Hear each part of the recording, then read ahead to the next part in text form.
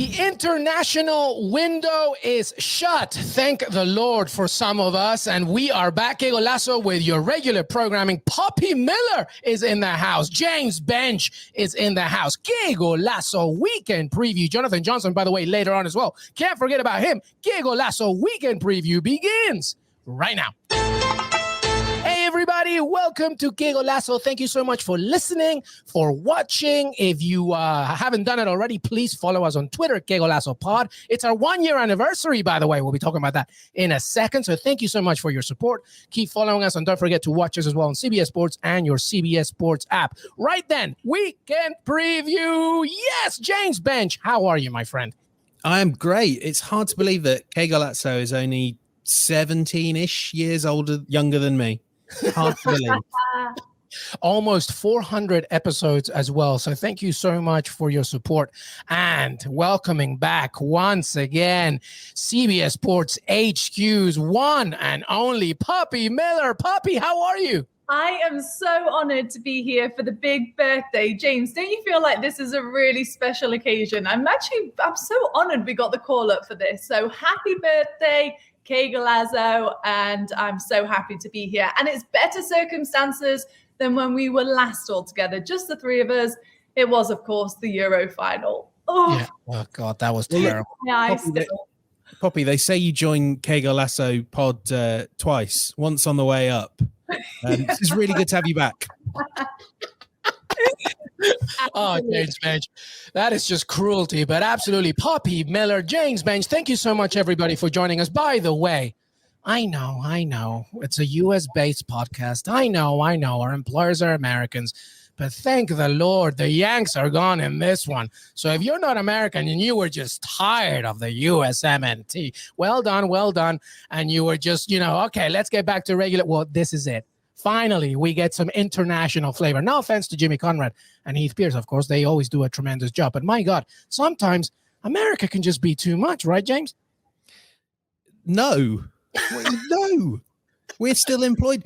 We're employed by Americans. They could chuck you out of the country for all I know. Am I about to get fired, Poppy? Yeah. I was just going to say, did Jimmy take today off on purpose? Because it sounds like he was a bit worried how things were going to go yesterday with the US. So he was thinking, you know what? Let me clear my schedule just in case he needs to have a movie day on the couch. Just collect his feelings again. Oh, Jimmy, I miss you. We hope you're okay after last night. It wasn't a good start, but it was a good finish. That's for sure. Yeah, the USMNT finally got the job done. And again, jokes aside, Heath Pierce and Jimmy Conrad absolutely killed it throughout the international break. So thank you so much. But all right, let's get back to business here. Jonathan Johnson will join us later. But we're going to begin in the Premier League, everybody, as domestic club competition finally returns. And usually we don't do this, but we do begin with Newcastle United as they host Tottenham Hotspur. Newcastle, their first game under new ownership. Of course, if you don't know the news, obviously you've been living under a cave. But Saudi Arabian ownership, majority ownership takes over Newcastle. As we're taping, by the way, Steve Bruce is meant to have a press conference on Friday as well. Presumably, according to our Fabrizio Romano, he is staying for the foreseeable soon future, but obviously there's plans to maybe replace him. Some Newcastle fans probably hoped that Steve Bruce was going to be gone already, but regardless, there's a game to be played. Newcastle United against Tottenham. So let's begin with the convo, James Benge. How do you see this game specifically because of everything that's been going on? I mean, this is the sort of strange thing that we've had 2 weeks of talking about how the arrival of, whether it's someone like Jesse Lingard, Brendan Rodgers, who quite swiftly ruled himself out, or people close to him ruled himself out of the job, whether it's them, Lingard, big name footballers, Mbappe, whoever you want to name, Timo Werner. We've had all these conversations about which players are going to join in January. And then you kind of come to this game with the sort of thudding realization that between now and then, it's a incredibly ordinary cast of players who, certainly could be better positioned in the table than they are and probably should be winning more games than they are.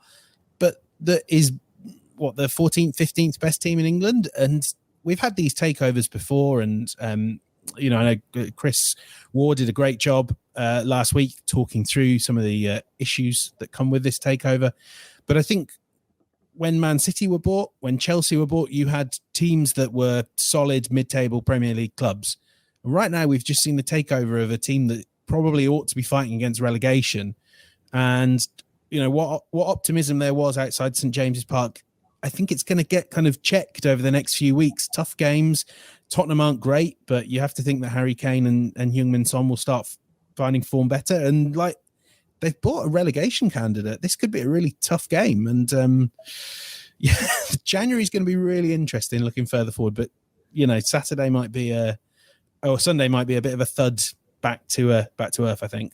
Oh, James, I don't think so. I think this is going to be the weekend where Newcastle get their first win of the season. I just feel like that place, St. James's Park, is going to be absolutely rocking, isn't it? I mean, we saw all the fans outside. We know what an impact they can make. And it's just been such a disappointing time, hasn't it, lately for Newcastle fans? They've finally got something to smile about.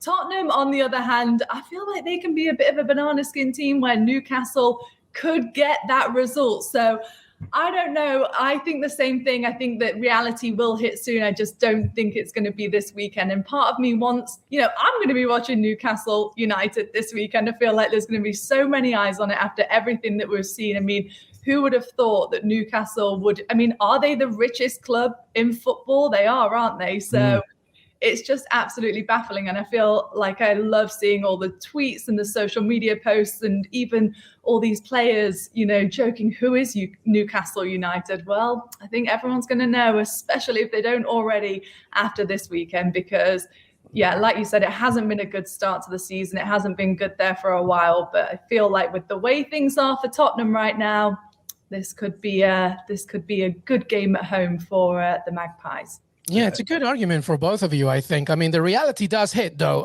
as James and Poppy both mentioned. Listen, 19th Newcastle right now, 0 wins. So, yes, obviously there's the energy, the euphoria. As you mentioned, Poppy, St. James's Park is going to be absolutely buzzing. But reality is this, 0 wins.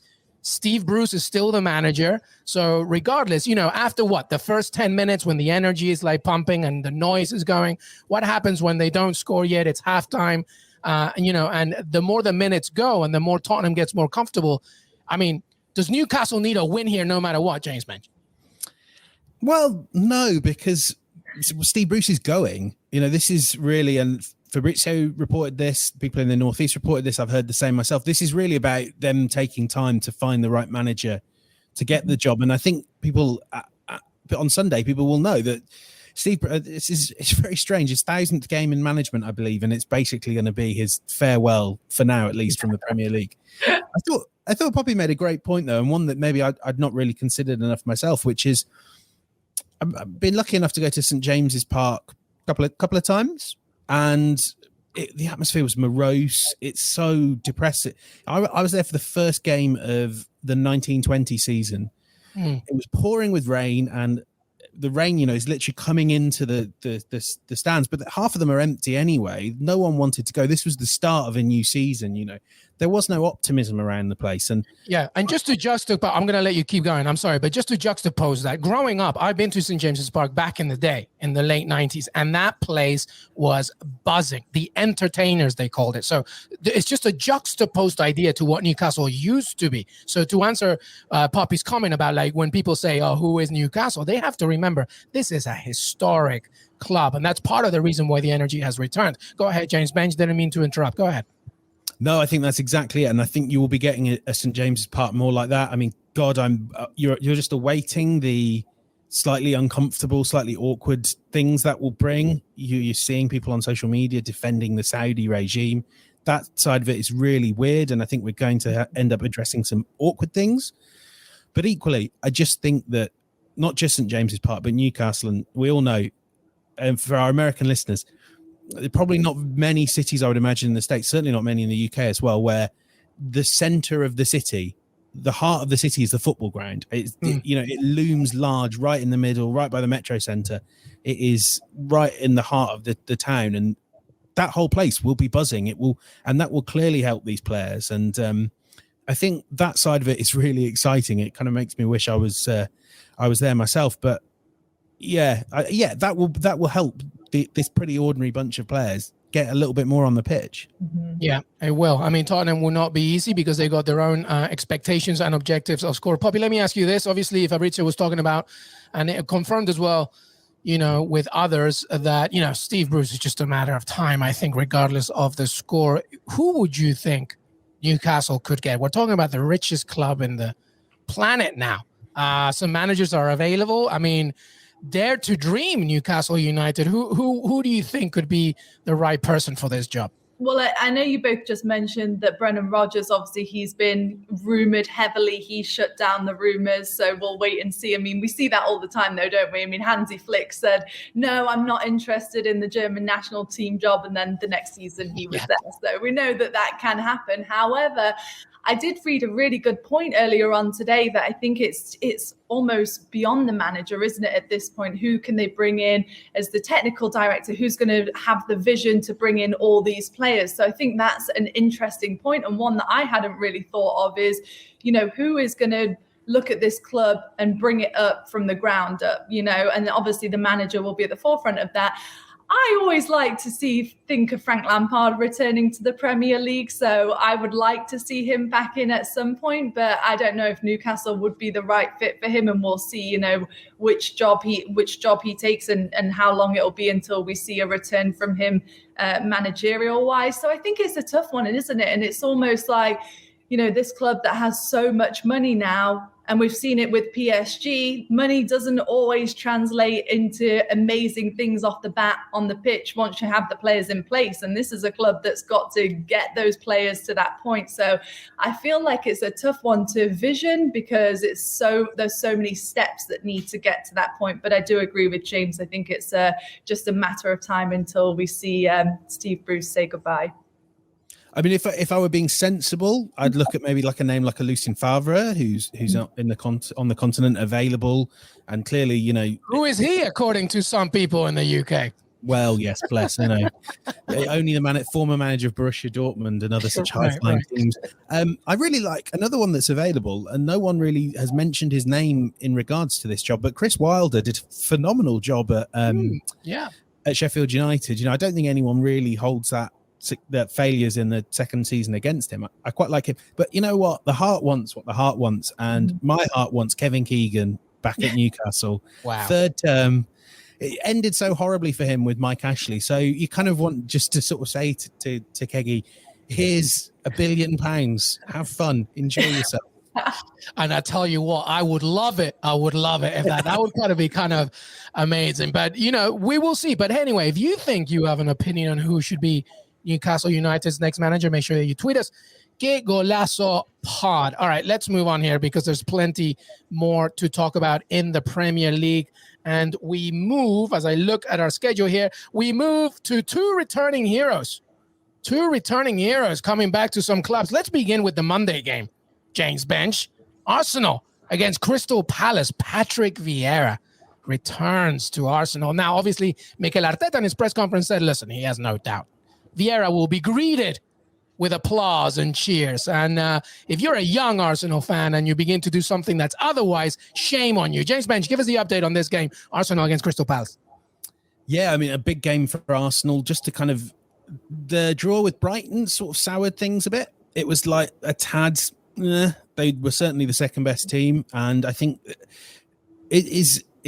what is really strange about Arsenal right now is things are getting better. There is support. There's a desire from the fans in the ground, maybe not on social media, but in the ground to really show patience with Mikel Arteta. But there's not excitement. So it says a lot, I think, about the Arsenal project and where it's at, that you can buy tickets. You guys could hop on a plane to Heathrow and buy tickets to go and see Arsenal on Monday night. Now, the Emirates Stadium used to be one of the hottest tickets in town, and now Monday night, and I know it's Monday and people have to work and there are always mitigating factors, but I think it's also the same for Aston Villa on Friday as well, that there are still tickets available on general sale, which is weird. And I think it just reflects that Arsenal are a slightly dull story right now. There is a long-term vision and maybe it's exciting, but they're not a great football team to watch. I don't feel like this is going to be a game they'll find easy. I think Conor Gallagher's going to really shine, as he always does. I think he might be one of the best midfielders on the pitch. And yeah, it's not very exciting. So I know that's not the hard sell that I should be offering, but but surely Vieira coming back, Poppy Miller, don't you think that's a good thing?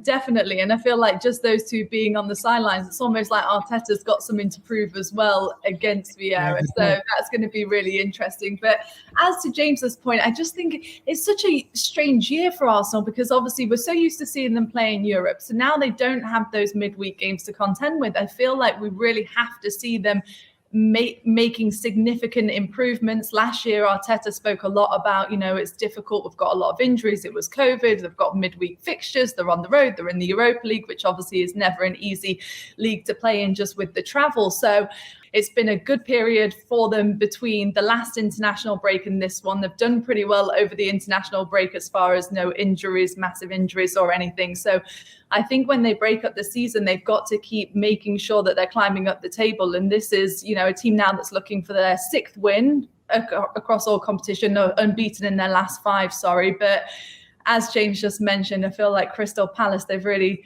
come into their own, as of late, and they love that counter-attacking football. You mentioned Conor Gallagher. He's been brilliant, hasn't he, in the middle of the park? So it's just difficult with Arsenal because I feel like you never quite know what you're going to get. And as James says, the Emirates, that plays such a big factor into how the team plays. And the fans haven't been very forgiving, understandably so, as of late. So I feel like if they don't put in a good performance, we'll see upset fans. That could have an impact. It's a Monday night. So I don't know, all these things seem to be slightly against Arsenal, but this is, Arteta's time to really start making significant improvements and especially climbing their way up the table because no one wants to see Arsenal sitting in the bottom half, that's for sure.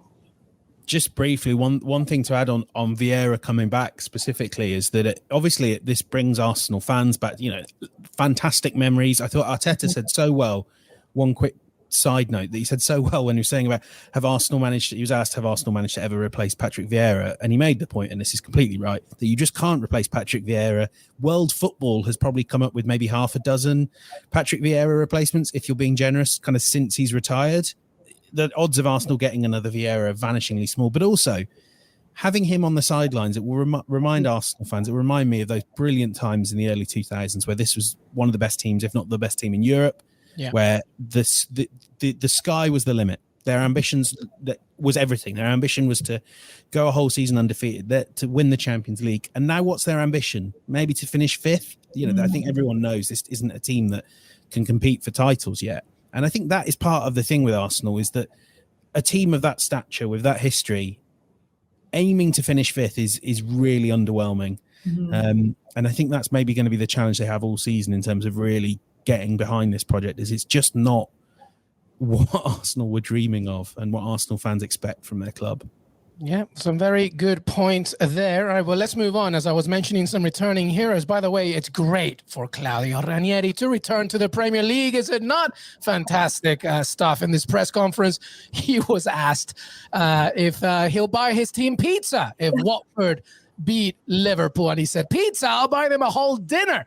And it's just great to have him back. But as Watford, of course, face Liverpool, that's the early kickoff on Saturday. By the way, everybody, a little side note to this is the fact that obviously, South American players are returning from South American CONMEBOL World Cup qualifiers. Those games ending towards the last hours of Thursday night, early hours of Friday morning, meaning that some players are not back in the UK and Europe until, possibly the afternoon, early evening of Friday. And for Liverpool, who have Fabinho and Alisson, and Fabinho himself said it in the press conference, listen, I don't even know if we're going to be able to play in this game. So that's already an added headache, not to mention, of course, others like Gabriel Jesus for Manchester City, Emiliano Martinez for Aston Villa, etc., etc. Trent Alexander-Arnold is back for this one, though. However, so Poppy, let's begin with you here. Liverpool against Watford. Liverpool have been very, very good. They've been impressive. They still haven't lost a game, of course. And they sit 1 point behind Chelsea in the Premier League table as they face Watford, who obviously, with all due respect, even with Ranieri, are still going to be contending to try and stay in the Premier League as opposed to climb anything higher. What do you think of this game? Yeah, I think that's a great point that you mentioned about the international players making their way back, because it's always tricky, isn't it? After the international window, even if they do make it back, you're never quite sure what condition they're going to come back in, what that travel has looked like to get them back, and really if they've even been able to train before the game, and then if Klopp feels like he wants to put them in, or if they're ready to go. So a lot of question marks around Liverpool, but this is Liverpool, and they have just been absolutely awesome lately, haven't they? They've had a great run in the Champions League so far, in a group that's proven to be pretty difficult. And then after that, spell last year that we saw where things just really felt like it was falling apart. I mean, did they lose 6 of 7 Premier League games last year? And now they're unbeaten in their last 17 top flight matches. So I feel like things are ticking back at Liverpool once again, but I don't know, Ranieri seems to always bring the dream, doesn't he? You think back every time that you hear his name back to that Leicester run, and he's very realistic. I listened to that press conference too that you were talking about. I don't think he has to worry about buying the team dinner, that's for sure, because I can't see them keeping a clean sheet against Liverpool this weekend. But I will say, I think he said that 40 points, just survival, is key for this year, and then we can build on that. So he doesn't necessarily sell the dream in that way, but I think just what he's done with other teams in the past, it brings a bit of magic, doesn't it? Like, it can happen. But having said that, I think this is just going to be all Liverpool in this one, and I think Liverpool will score goals as well. If I'm not mistaken, I feel like this could be a new record. If Liverpool are to score 3 or more goals, then they'll become the first ever English team in the top flight to do that in 7 consecutive away games. And we know that Liverpool just love to rack up the records, don't we, as well? So I think as much as that was a nice gesture for dinner, I don't think you have to worry about it. I'm going all Liverpool in this one. Yeah, I'm 100% with Poppy here. And I have to say, I don't know who does Claudio Ranieri's PR, but I want to know, because it is like he's scrubbed bits of the timeline from any memory. Like, and naturally, of course, it's totally natural. We think of Leicester when we think of Claudio Ranieri, and absolutely no one has said the word Fulham at all. Right. As if in recent memory he did not get that team relegated, that quite good team. Doesn't matter. Yeah, I know. I mean, I feel like that would be my worry, is this Watford team has a few more of the hallmarks of a Fulham than a Leicester team, that if you kind of go back and ask someone like Jamie Vardy, and it's a skill, but Ranieri basically came in and said, I didn't really coach them, let them get on with what they're doing. They're a high performing squad, and that is a skill. But I think at Watford, you're probably going to need a bit of a more robust hand on the tiller. I think this is going to be a really hard game. And, as Poppy said, Liverpool right now are just phenomenal. I would say probably the best attack in Europe. It's irresistible. I think we were all, not least myself, we're guilty of just forgetting how good that Liverpool team was at 100%. And we all sort of were like, oh, it'll take time. But as a unit now, Trent Alexander-Arnold, I think the leading chance creator in the Premier League, because he's got Van Dijk by his side. Salah, as good as he's been since that first season. Mane back to his best. It's brilliant. I love watching this team right now. And just as to James's point as well, it's a tough run, isn't it, for Ranieri coming up? They've got, I think they'll play out of the top 5 teams. They'll play all 5 of them in their next 8 games. So that job is survival, but it's going to look pretty difficult over the next few months, that's for sure. Yeah, I don't really like it when managers nowadays say 40 points, that's the marker. It's like, it's not really. You have to obviously be perceptive season by season. By the way, I do want to give credit to the work. Yes, Des Norris, we know. Yeah, his time at Greece was not the best either. But Claudio Ranieri did do good things with Sampdoria. Remember, he joined that club when they were last in Serie A, took them to 15th, and then they were 9th the following season, and then that's when he didn't renew his contract. So he can do it as well. And guess what? Jonathan Johnson is waiting in the wings talking about his time with Monaco. Yes, I mean, listen, if we look at the resume of Claudio Ranieri, we'll be here all day. But the point is proved. Like, with this game specifically, if they get anything against Liverpool, I would be amazed. All right, let's move on here to Manchester United's trip to Leicester City. By the way, a few updates here. Harry Maguire remains out. Rafael Varane was injured with a groin issue in the Nations League. According to reports, Axel Tuanzebe will not be recalled from Aston Villa, he says, thankfully. who apparently is enjoying his football once again. But, United have issues at the back, James Bench. We've been talking about United issues throughout this whole time, how they're so, just vibes, pure vibes, and now they're losing one of their key center backs. How do you see this game against Leicester City, who are still not looking like the old Leicester City, but, they're still a force to be reckoned with and looking a little bit more consistent, I guess? Yeah, I mean, the issue with Leicester is that they just look a shadow themselves without Johnny Evans as well. And I think he'll be back, though, and that would help because they need someone to marshal that defence, and especially when there's no Fofana as well. I don't know what more there is to say about Man United other than it is just vibes, and it will be vibes keeping Lindelof and Bailly together. I don't think those two have won a game since the PSG game where they just gave Ollie a new contract off the back of it. Obviously, they don't. My God. They don't is that right? Yeah. I was running the numbers on this in the Premier League and Champions League. At least the last game they won was that PSG game. They obviously don't play together very often. They've both had injury issues, and Maguire is the first choice. But I'm really fascinated as well by whether we see any change in how Solskjaer uses Jadon Sancho, because that is working really badly. Because they bought a right winger to fill the problem spot at right wing, and Solskjaer's playing him at left wing, where he is tasked with doing the exact same things that Cristiano Ronaldo does, going into that left channel and cutting in on his right foot. And Bruno Fernandes pops up there on his right foot as well. I just don't. The thing is, they keep making me look a fool because then they go and rattle off 4 games and they achieve the bare minimum of top 4. But this Man United team's not very good, and I think they're definitely going to concede this weekend. I think they might scrape a draw, but I don't like this at all.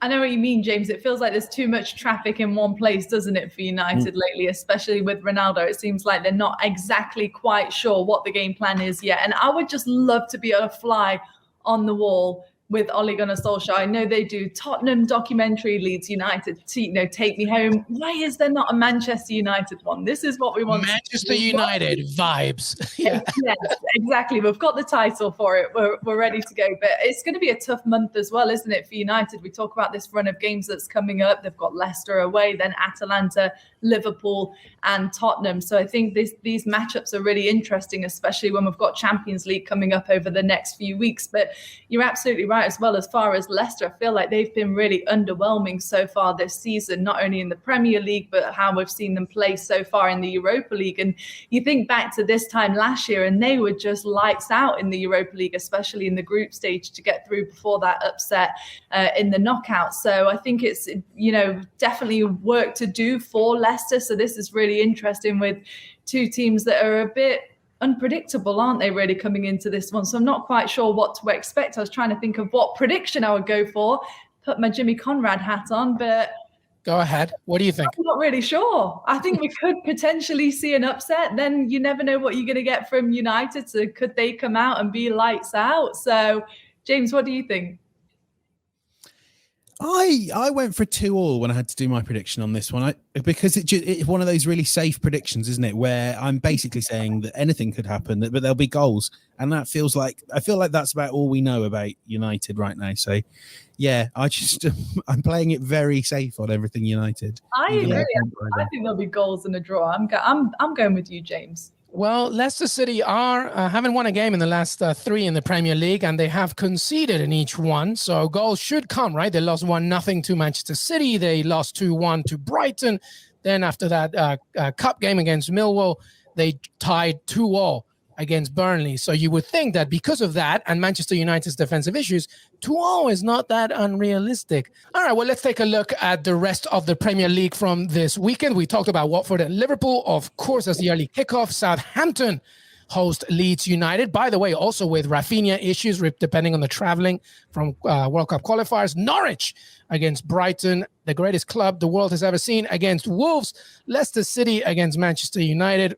Man City, Burnley, Brentford, Chelsea. That should be a good one. Everton, West Ham. We talked about Newcastle and Tottenham, and of course, Arsenal and Crystal Palace. Before we wrap up the Premier League, anything to take note from any of those games, Poppy Miller?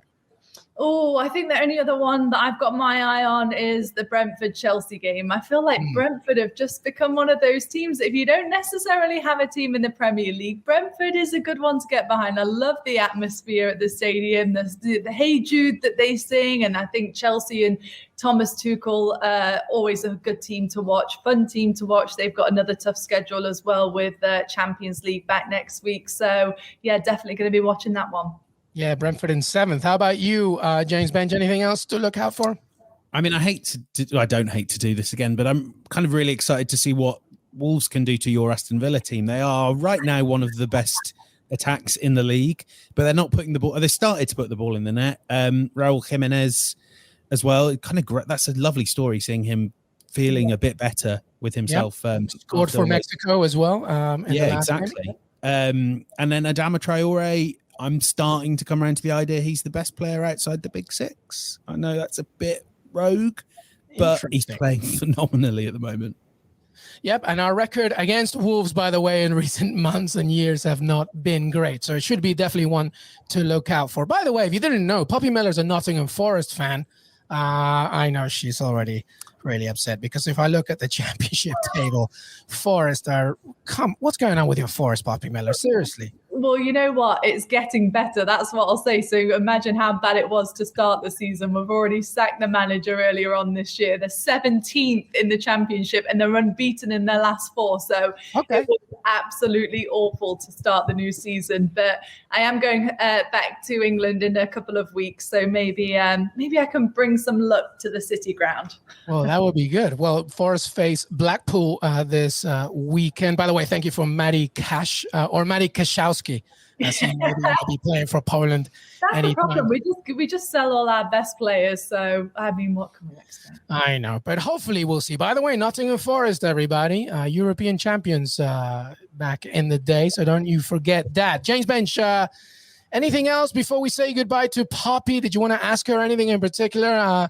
It's always a pleasure to have Poppy and James. Why did you not tell me I might have to do this beforehand? I might have prepared something to ask. Really? I know. I feel bad. I like to sometimes surprise you, James Benge. Sometimes it's I'm sorry, Poppy. This feels really rude, but I don't have anything to ask. You know what? I will say, I love that we were just saying we've got more time to talk today because every time that we normally see James, it's, we don't get much time. And I will say, every time I've seen James Benge lately, he has had a different background. So James, are you doing a tour lately, aren't you? Because you've been somewhere different every time I've seen you.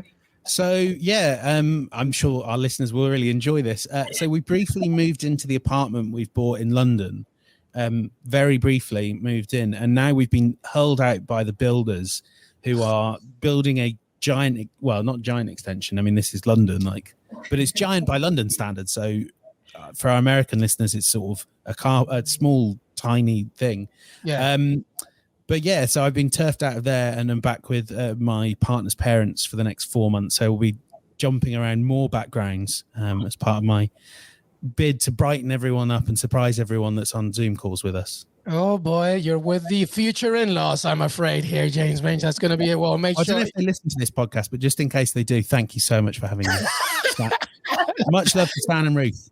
Well, and before Poppy says goodbye, Des does want to know, our producer wants to know, Poppy, what do you think of James Benge's shirt? He looks good, huh? I love it. I'm all for James Benge's shirts. James, he brings something different with his backgrounds. He brings something different with his shirts. He's our mystery man. I love it. James. Our HQ producer, Shaw, would never let me get away with anything this Never. But on this, I wish I'd worn a little bit dressier outfit to say this is the 1-year anniversary, but we're going casual Thursday. Is it Thursday today? Casual Thursday today. Yeah, exactly. We can keep it casual, but always a pleasure to have Poppy Miller, CBS Sports HQ's own. By the way, Poppy will return, of course, with much more content, including the Champions League, as it returns to CBS Sports. Poppy, thank you so much for being on the show. Thank you so much, guys. I will see you next week for a busy week. Absolutely. We will be right back when Jonathan Johnson comes in and we discuss the rest of Europe. We'll be right back. Hey, everybody. Welcome back to Que Golazo, our weekend preview. Poppy Miller leaves. Jonathan Johnson enters the hizzy. JJ, how are you, bud? Very well, thanks. And you? I'm great, man. I'm excited that you're here. Do you like James Benge's shirt, Jonathan Johnson? I love it. I was trying to think of something witty to say before coming on. It feels like James has gone to some very important gathering of some sort, possibly a wedding. I don't know. I can picture him throwing some like dried out rose petals like in the air, celebrating something, wearing this kind of outfit. But no, I'm very impressed. Very colourful, much more so than It is mine. wedding season. It is indeed. I may well wear this to my next one. I'll wear it to my one. There's still more to go. There's been 5 so far. Is Jonathan, that right? Yeah, I mean, JJ will know, having had to cover for me for so many of my outings, that September was like never-ending weddings. So, they're back in November. Everyone I know is getting married at the moment. Yeah, I'm like you, man. I'm about to get a lot of weddings. Forewarned is forearmed.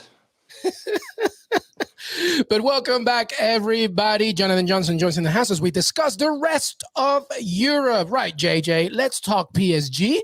Let's talk Gini Wijnaldum.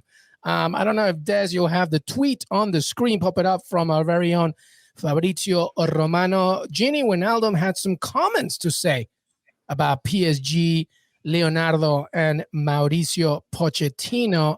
And here it is. To be honest, I can't say I'm completely happy at Paris Saint-Germain because the situation is not what I wanted. Sometimes if you don't play, it's worrying. JJ, what is this about? He just joined the club. I take it takes time. I understand it's star-loaded, this team, but what's going on? What's going on with Gini Wijnaldum? I mean, let's break it down into real simple terms. I think you'd be worried as well if you've got Ander Herrera and Idrissa Gueye ahead of you scoring goals for fun while you're barely getting on the pitch. And I think therein lies the issue. Mauricio Pochettino has been scrabbling around now for quite some time, trying to work out exactly what his strongest 11 looks like, especially while he still hasn't been able to put what you would assume would be quite an important part of that 11 in Sergio Ramos, even on the training ground, let alone on the actual football pitch. So with all of that going on, Pochettino is, trying to mix and match all of the different players that he has available to him. And given the midfielders that he has available to him and the vast array of star talent in attack, it is very difficult to imagine a scenario where PSG play with more than 3 midfielders at any given time. One of those positions will always be given to Verratti when he's fit, and the other is going to the players who are in better form. And Idrissa Gueye, given that he's a ball-winning midfielder and is now scoring goals as well, is naturally ahead of him in the pecking order. And Ander Herrera is also doing a very good job filling that role. So I think Wijnaldum finds himself, having arrived at PSG, having gotten a few opportunities early on and not really seized them, is now sort of on the outside looking in, waiting for an opportunity, which could come as early as Friday, given that PSG will be without quite a few players because of the international break and the South American contingent, to impress Pochettino and get himself back in the reckoning. Because at this moment in time, it's hard to argue with him, being behind the likes of Gueye, being behind the likes of Herrera. And let's not forget, Wijnaldum's not the only one. You've got Leandro Paredes as well, who many people rate. I'm not as big a fan of him as some are, but he's another player who's sort of on the fringes at this moment in time. I find this fascinating because I think one of the things that we all sort of forget, Wijnaldum was a midfielder, but he was a world-class team, a team that will be competing with Liverpool. Competing with PSG, we think, for the Champions League, and is certainly aspires to that level. But playing that midfield role in Liverpool was really a unique set of circumstances where what was asked of him was probably not what a player like Wijnaldum would have done beforehand. Certainly not the Wijnaldum we saw at Newcastle. He was a shuttler, a presser, not really a goal scorer. And I think it's a really unique setup there for any midfielders where they were asked as much to guard their fullbacks and allow Robertson and Alexander-Arnold to bomb on. Whereas, JJ, correct me if I'm wrong, but maybe to an extent he could play that shuttling role if Poch was using a 3. I guess if you're playing Messi at the 10, I don't really know how Wijnaldum fits in there. As you say, he's not a ball winner like Gueye. He doesn't set the table in the same way Verratti does. Looking back at it, I think certainly he probably should have stayed at Liverpool, but certainly PSG was the wrong club. I don't know what you think, or whether he might even be tempted to go back there in January or go to Newcastle, where he's obviously a bit of a hero. They've got the money certainly to match his PSG salary. Yeah, I mean, I don't think any of those observations are, off the mark at this moment in time. The one thing that I would say, I guess, is that I think when PSG made the move for Wijnaldum, and we know that he was very close to Barca when I chatted with him a few weeks ago, he's very generous with his time, very open as well about the fact that he was deep in talks with Barcelona before PSG made a play to sign him. I think that PSG expected him to be doing what Herrera and Gay have unexpectedly been doing so far this season. And I think it's that surprise value, because many people wrote Herrera off after last season because he wasn't the same player that we'd seen in the past for Manchester United, for Athletic Club, wasn't really taking the opportunities given to him. And because there were so many absentees at the beginning of this season, particularly Verratti, because after the Euro he picked up an injury.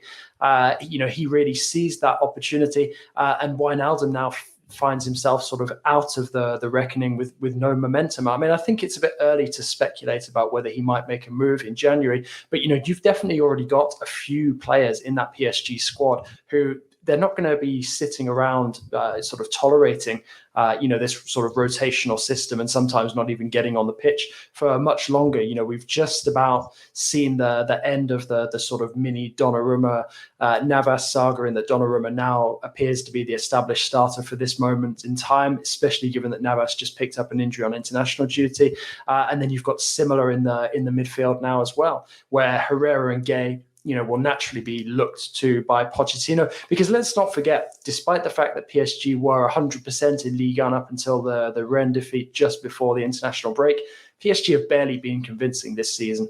Right. Pochettino doesn't want to change too many of the bits that work at this moment in time for fear of not getting the right result in a match that adds unnecessary pressure. They managed to pull it out of the hat against Manchester City with by far and away their best showing of the season. And now it's going to be very difficult for someone like Wijnaldum to, impress Pochettino enough to get back into the reckoning. So he's going to need to take his opportunities, like on Friday against Angers, when you would expect him to feature, given the amount of players that have been missing. And if he doesn't, then he can't really have that many complaints, because when he has been put on the pitch, it's been very clear that he's not necessarily been doing what Pochettino has been asking of him. There was a scene that I remember from a clash with Metz a couple of weeks ago where PSG won it at the death through Achraf Hakimi. He actually got a double that game. And, there was a moment where Pochettino and Neymar, of all people, took Wijnaldum aside on the pitch and basically were explaining to him where he needed to be in the midfield in terms of his positioning. That I would find quite concerning. If I was Wijnaldum and I'm getting dressed down, on the pitch by teammates and by the coach, and I think that speaks volumes sort of perhaps about how lost he feels at this moment in time in Paris. Yeah, well, to your point, that this game against Angers is on Friday, and Lionel Messi is playing against Peru. That game won't end until 9:30, 10 p.m. local time.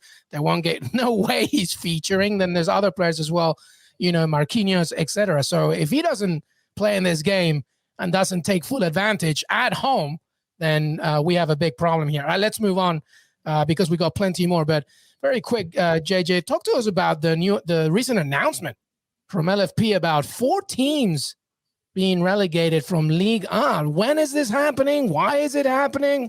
Reaction? What's going on? Yeah, so back at the beginning of the 2000s, Ligue 1 changed from being an 18-team league to a 20-team league.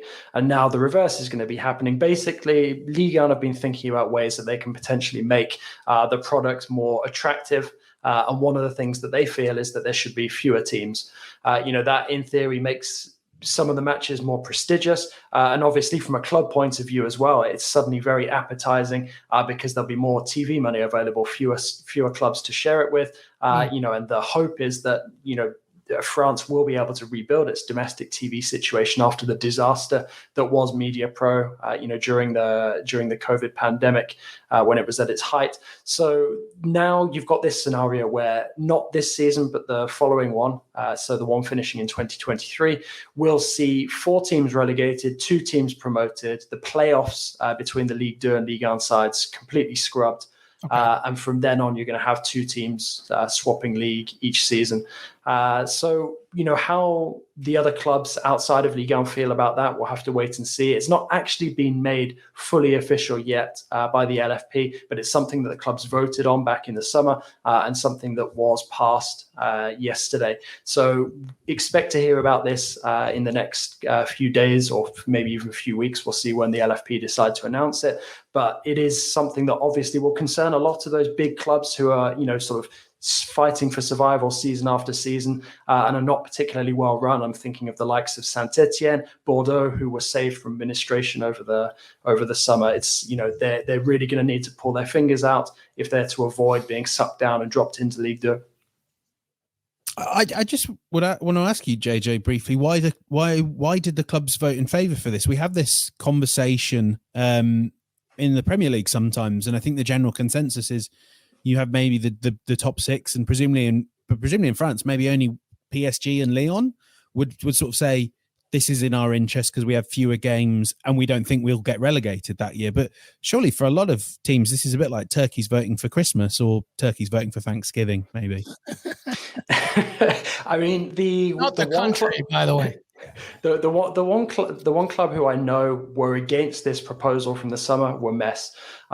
Whether they were still opposed to it come this round of voting, I don't know, but it appears that one voice is not enough to stop the majority from ploughing ahead with that decision. And I think the reason why so many of the other clubs are okay with this and are prepared to vote for it is because they convince themselves that they won't be one of those four teams that makes the drop. They'll look around them and say, no, surely, we're a lot better than, some of these other teams. So there's no way that we'll drop into the four. But Ligue 1 can be a very, very unpredictable league, particularly once you get out of the European positions and into that sort of mid-table area. Quite often the relegation places don't get decided until the very end of the season. And like I said, if clubs like Saint-Etienne, like Bordeaux, are not less chaotic in the next year or so, we really may well see some very big casualties, dropping down from the top tier into the second tier and potentially going below that, because if they have financial problems that an 18-team Ligue 1 would help to solve with the TV money, then their financial woes will only be beginning if they're going to drop out of Ligue 1 and then faced with administrative difficulties. Very quick here, JJ. This means an expansion on Ligue 2 to 22 teams? That's yet to be decided. That's obviously one possibility. The other possibility is restructuring the lower leagues a la the Spanish league, the way that they've approached it, especially with regards to the third tier. So we'll see what developments come. I think it was more a question of decide about Ligue 1 and then we'll figure out the rest. So I think there's now going to be a discussion as to what to do with Ligue 2. All right. Well, a lot of great information. Let's move on to Serie A, which, by the way, you can watch on Paramount Plus. Some tasty games as well. But let's refresh the memory of everybody here in Serie A. Napoli looking good still as the international break shuts. 21 points. AC Milan. After that, Inter, Roma, Fiorentina, and Lazio. And that's who we are talking about right now as Lazio face Inter, Juventus face Roma. Juve Roma is on Sunday, 2:45 Eastern. Lazio Inter on Saturday at noon Eastern. Serie A is looking good. It's looking tight as well. And obviously, it's even more intriguing when it's a weekend prior to the Champions League. James Benge, anything to take note here from Serie A, specifically in those games, by the way, as Juventus face Jose Mourinho and Roma, and of course, Lazio against Inter. Anything from that? Well, I mean, I'd certainly be putting Lazio Inter on the TV because whatever happens with Lazio, there's goals and there's excitement. I mean, this is the joy of Sarri ball in its early stages, is one day they can blow teams away. Brilliant stuff down the left flank. Felipe Anderson has looked really good in patches as well. And then the next, they'll get absolutely hammered by a team like Bologna. I think they lost 3-0 in the last game out. This is high variance football that can go really wrong or really right. And then you kind of balance that with an Inter Milan team that just have to have one eye on the Champions League against my beloved Sheriff, where they pretty much need at least 4 points, having kind of started really slowly. So did they have one eye on that? They're playing really well in Serie A. But I think that's going to be a really fun game. And certainly, if I weren't sure what to do on my Sunday evening, that would be one I'd be watching. What do you think, JJ?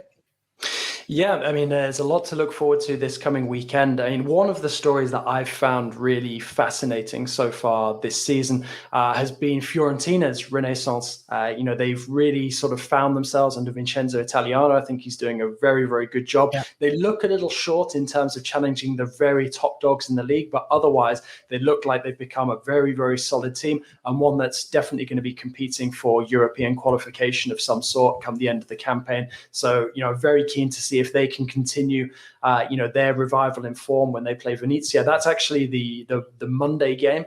So that's going to be a very stylish one to watch for all you kit lovers out there. Venezia in their fantastic array of jerseys and Fiorentina in their traditional violet. The other game, obviously, I think that so many people are going to be keeping an eye on this weekend, Juve-Roma. Jose Mourinho, who's really enjoying his return to Italy so far. Massimiliano Allegri, who's not having the best time of it going back to Turin with Juve.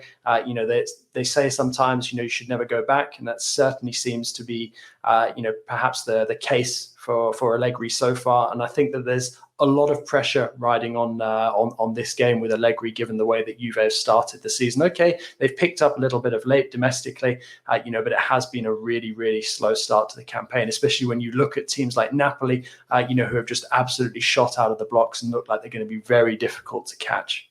Yeah, watch out for Tammy Abraham, by the way, who obviously suffered a knock with England, only limited him to 15 minutes of action. So he's hopeful he will feature in the game against Juventus, but the one to watch, of course. All right, let's wrap up here with other games to take note, by the way. In Germany, Bayer Leverkusen against Bayern Munich. That's second against first, so that should be an intriguing one. And Barcelona against Valencia. It's the Crisis Club derby. Des Norris, producer. Well done. I like that one. Serginho Dest against Yunus Musa. Of course, two players that did very well for the USMNT. One fed the other one for that screamer. And Serginho Dest goal, by the way. Anything from those games, James Bench, specifically Barcelona, Valencia. I mean, listen, Koeman still needs points. He still needs results, right? He was embarrassed by Atletico Madrid last time around. I just think it's really exciting for our US listeners that they've got to the stage where the safe, sane place to go for Destin Musa is to go and play with the USMNT because their clubs they must be like, oh, thank God. When's the next international break? They're coming back saying, oh, it's next month. Can't wait. Need to get back to you guys. Yunus Musa, by the way, was amazing this window. Such a good player. Oh, good. This kid, and I mean, I remember seeing him when he was at Arsenal a long time ago. This kid is phenomenal. He's got the whole package, and I think he can develop into whatever sort of midfielder he wants to be, whether it's creative, whether it's more of a driving player through a 4-3-3. He's got the lot. I really like him, and I'd expect an awful lot from him in a US shirt and whatever. He's everything Gideon Zelalem promised to be. Oh God, Zelalem, that's right. Oh, God. Isn't it fun, everybody, that this weekend preview features 0 Americans and we talk so fondly of them? But no, you know what? I actually wanted to add something when I was looking at the fixtures this weekend. Obviously, I'm looking ahead to next week's Champions League games with RB Leipzig coming to Paris. Christopher Nkunku picking up an injury in training. Now, that is potentially really damaging for Leipzig, given the way that he's performing so far this season and the pressure that Jesse Marsch finds himself under as well. Now, I don't think that they're going to have too much trouble in the game at the weekend against Freiburg. With all due respect to Freiburg, I definitely think that Leipzig have the personnel, to be able to win that one. But if Nkunku's out for, I don't know, say a month, 6 weeks, this is going to be even trickier this period for Jesse Marsch, who's already under pressure, given that Leipzig haven't exactly started the season well, as we would have expected, given the players and the coach in Julian Nagelsmann that they lost over the summer. Yeah, no, absolutely right. So another good game to watch out for. By the way, the only one that I would add is in the Championship, we got Swansea against Cardiff. That's going to be a great Welsh derby. One of the best derbies in England. Not in England, famously. I think, we knew what you meant. But definitely one of the best games out there as well. All right, any final thoughts before we say goodbye? Jonathan Johnson, anything else to add before we say goodbye?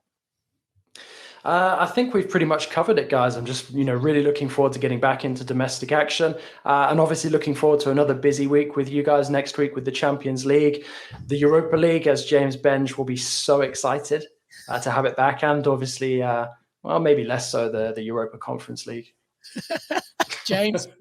Yeah, it's going to be the maddest of mad weeks coming up, isn't it? From tomorrow night, Friday, we've got PSG, and then I don't think there's a football-free night then until goodness knows when. We'll have Champions League. The week after that's League Cup in England. I'm sure there'll be midweek fixtures across the continent. It is about to go crazy. And I think we're all going to be missing the relative sanity of the international break quite soon. Yeah, good point. And by the way, next weekend, oh my goodness, El Clásico, Marseille against PSG. There's just games everywhere. It's going to be a crazy one. So to Jane Benge's point, this game never stops. Neither do we. By the way, on Sunday, I'll be going live on YouTube with Jimmy Conrad and Heath Pierce to recap the whole action of this weekend coming up. Make sure to join us and be part of the chat in the comment section. And our producer Des will share your opinions, questions, and bright ideas on screen. Subscribe to the Que Golazo YouTube channel, youtube.com/Que Golazo for all the latest content. And if you're listening on Apple Podcasts, please leave a 5-star rating and review, Spotify, Stitcher, and so much more. James Benge, thank you so much, my friend. Thank you very much. Jonathan Johnson, always a pleasure. Likewise, great to be back on with you guys. And on behalf of myself, Poppy Miller as well, thank you so much. She absolutely killed it. She always does. Thank you, everybody. Enjoy the rest of the action and this weekend coming up and the Champions League the following week. We'll see you next time.